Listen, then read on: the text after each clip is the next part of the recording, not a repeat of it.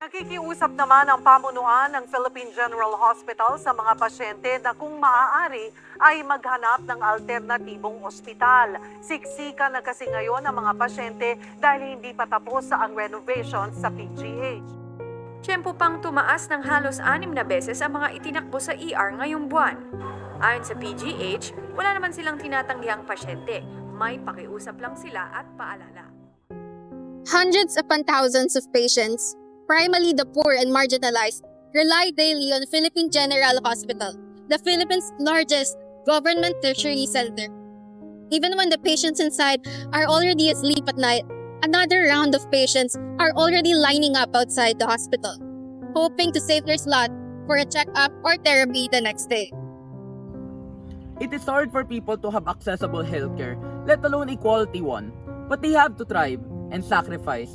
The same thing happens with Filipino farmers across different plantations in the Philippines. Hindi obra kasalo. Kung papaar ka ng anak, hindi kaya yan. Hindi kaya nakalamay siya kung papaar ka ng anak mo. Tragic, but it happens. Even if we do everything, lives can still be lost or destroyed. Just like how cancer destroys our hope after trying so long to hold on. I lost my uncle, the closest uncle that I have. Due to colorectal cancer. And for me, it was not only painful, it was more of heavy, especially my organ. These are only a few of the stories we don't get to hear each day. The pain might be hidden in their hearts, but one thing is for sure. We have to fight. According to a Concilio and Zurilla in 2023, colorectal cancer ranks third among malignancies with the highest incidence in the Philippines, which brought 1.9 million new cases globally and has been the cause of death to an estimated 930,000 people in 2020. What's more scary is that the same disease is increasingly diagnosed in younger people due to unhealthy lifestyles. Colorectal cancer treatments such as chemotherapy, targeted therapy, radiation therapy, immunotherapy, and surgery have side effects that include damaging healthy cells, weakening the immune system, and being extremely expensive. A 2024 study by 𝗔𝗂𝗶-𝗵𝗵𝗂 suggests the need for cheaper, plant-based alternatives due to the drawbacks of artificial drugs. Shows an infestation caused by a noxious weed in banana or abaca. The weed is named heartleaf hempvine, or in its scientific name, 𝗵𝗂𝗺𝗇𝗏. Due to this weed, farmers spend thousands on labor and herbicides to mitigate the threat with no avail. Interestingly, this plant acts similarly to how cancer poses a threat to humans. A federal noxious weed from the family of Aceraceae that poses a danger to crops like abaca, banana, and calamansi, but that doesn't enter. This plant is a creepy woody perennial, fast-growing and twining vine known to have capabilities such as antibacterial, anti-ulcer, anti-inflammatory, and apparently anti-cancer potential. Thus, we plan to solve two problems at once by conducting a study entitled Anti-Angiogenic Capability of Heartleaf Hempvine on 𝗏𝗏 and its Potential Against Cancer Hallmarks of Human Carcinoma Colorectal Cancer. Our study aims to do the following. First, investigate the anti-cancer potential of 𝗵𝗂𝗺𝗇𝗏 by experimenting with the plant's different fractions. Second, examine the plant's ability through 𝗔𝗂𝗺𝗪𝗀𝗏 membrane assay or CAM assay and MTT assay to address the said hallmarks of cancer. Lastly, expand scientific knowledge on the plant's bioactive compound for future research. This research helps the patients, agricultural sectors, and scientific community by exploring a potential cost-effective alternative treatment, offering agricultural benefits, and providing valuable data on the understudied plant 𝗵𝗂𝗺𝗇𝗏. Our methodology is derived from multiple related literatures and consultations from various universities. To start, we collected 2 kilograms of heartleaf hempvine leaves and over-dried it at 60 degrees Celsius for 1.5 hours. The oven-dried leaves were then pulverized into a powder, and the moisture content of the powder was measured using a moisture balance, ensuring that the water content was less than 10%. 100 grams of heartleaf hempvine was macerated using 4 liters of 70% methanol for 72 hours, following the protocol derived from a study conducted by 𝗏𝗂𝗏 et al. The 𝗵𝗂𝗺𝗪𝗏 methanolic extract underwent purification and fractionation through liquid-liquid partitioning using hexane and ethyl acetate, rotary evaporation and lyophilization to obtain the final ethyl acetate fraction or EAF, hexane fraction or HF, and lyophilized methanolic fraction or LMF, which was derived from the macerated leaves directly. The four fractions produced then underwent phytochemical analysis to validate the compounds within the plant. 12 tests were performed to look for the presence of saponins, alkaloids, flavonoids, carbohydrates, tannins, and glycosides. After that, thin layer chromatography or TLC was performed to identify each fraction's retention factor and polarity. A 5 by 20 cm TLC plate underwent a mobile phase where the solvent was poured into the jar and closed until the gas evaporated, and the stationary phase where samples were separated depending on their polarity. After the stationary phase, the TLC plate was put in the TLC visualizer tree to visualize the compounds not visible under white light. The ultraviolet 366 nanometer or long-wave ultraviolet C and ultraviolet 254 nanometers or short-wave ultraviolet C modes were used to make the compounds visible. The farther the compounds was from the lower light, the more nonpolar it was, and the nearer the compound was from the lower light, the more polar it was. The MVP assay was done to determine the cell viability, cell proliferation, and cytotoxicity of each fraction. The MVP assay was serviced at the Mammalian Cell Culture Laboratory located at the University of the Philippines, Diliman. The procedure performed was adapted from a study by Monton with minor modification. Phosphate buffer solution was used as a negative control while 𝗙𝗂𝗏 was a positive control. Samples were dissolved in dimethyl sulfoxide at 10 micrograms per milliliter. 8-fold dilutions of the sample were used as treatments starting from 100 micrograms per milliliter to 0.78125 micrograms per milliliter and were incubated for 72 hours at 37 degrees Celsius and 5% carbon dioxide, 570 nanometers wavelength or OD570.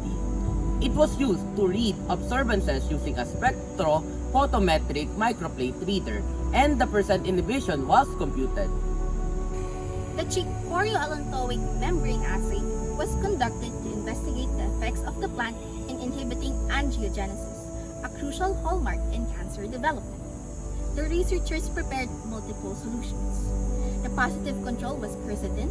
The negative control was the same as the irritant, which was 1% sodium didoxyl sulfate in phosphate buffer solution, and the extracts were mixed with the vehicle control of 10% dimethyl sulfoxide in phosphate buffer solution. The positive and negative controls were used to establish the positive and negative responses respectively, and the vehicle solution was used to liquefy the extract used. Lastly, the data from the MTT and 𝗔𝗂𝗆𝗏 membrane assays were analyzed using Dixon's Q test to find out the outliers within the trials conducted, and one-way analysis of variants paired with post-hoc talkies for the comparison of each extract. After completing the extraction process, the researchers macerated 100 grams of powdered leaves in 4 liters of 70% methanol. This yielded approximately 509.3 milligrams of the ethyl acetate fraction, 89.8 milligrams of the hexane fraction, and 10 grams of the lyophilized aqueous extract. The graph shows the data collected from the qualitative phytochemical analysis. The aqueous layer tested positive for glycosides, while the methanolic and ethyl acetate layers tested positive for saponins and alkaloids. Additionally, the ethyl acetate fraction had the most number of spots in the thin layer chromatography, showing the most noticeable and repetitive observations for plausible bioactive compounds. The results establish evidence for ethyl acetate's nomination as the most suitable fraction for further fractionation. In the 𝗔𝗂𝗆𝗏 membrane assay, the ethyl acetate fraction demonstrated a notable anti-angiogenic effect, not only showing moderate inflammation inhibition at 100 microgram per milliliter, but also maintaining high inflammation inhibition even at lower concentrations of 1 and 50 microgram per milliliter. This consistent performance contrasts with the other fractions, which only showed a gradual increase in anti-inflammatory activity as their concentrations increased. Lastly, in the MTT assay on the HCD116 cancer cell line with a 72-hour exposure span, the extract showed a dose-dependent inhibition of the cancer cell growth. the ethyl acetate fraction stood out with the highest cytotoxicity, having an IC50 of 12.89 microgram per milliliter. These findings are in line with previous studies by Angeles et al. On the same plant with a different cell line, 𝗵𝗂𝗫𝗀 et al., who studied kaffir-like leaves extracts on MCF7 cells. Based on our findings, 𝗵𝗂𝗺𝗪𝗪 has shown both cytotoxic and anti-angiogenic activity against the colorectal cancer cell line HCT116. Among the tested extract, the ethyl acetate fraction emerges as the most promising candidate for further investigation due to its strong performance in its anti-angiogenesis, cytotoxicity, and its rich profile of potential bioactive compounds. Supported by studies from 𝗪𝗪𝗪 et al. And Chen et al., the presence of alkaloids and saponins in 𝗵𝗂𝗺𝗪𝗪 is likely key to its cancer-inhibiting effects. The results of liquid-liquid partitioning also suggest a trend. More polar compounds, as seen in the ethyl acetate fraction, were more effective against HCT116 cell lines than less polar ones, like those in the Fc fraction. Thin-layer chromatography further reinforces the potential of the ethyl acetate fraction as a source of anti-cancer agents. Beyond its scientific value, this study may help raise awareness about the growing burden of colorectal cancer while offering a potential low-cost treatment alternative. It also highlights the value of an understudied plant, like 𝗵𝗂𝗺𝗪𝗪, aligning with the goals of United Nations Sustainable Development Goals, or SDGs, by promoting research that could elevate the lives of people, families, farmers, researchers, and communities. Problems stay as problem, not until we do something about it. We spend so much time searching for answers, digging deep, when in fact they're right next to us, hidden in plain sight. But instead of facing these truths, many of us turn away. We scroll past climate change, ignore poverty, overlook health crisis, and stay silent on social issues.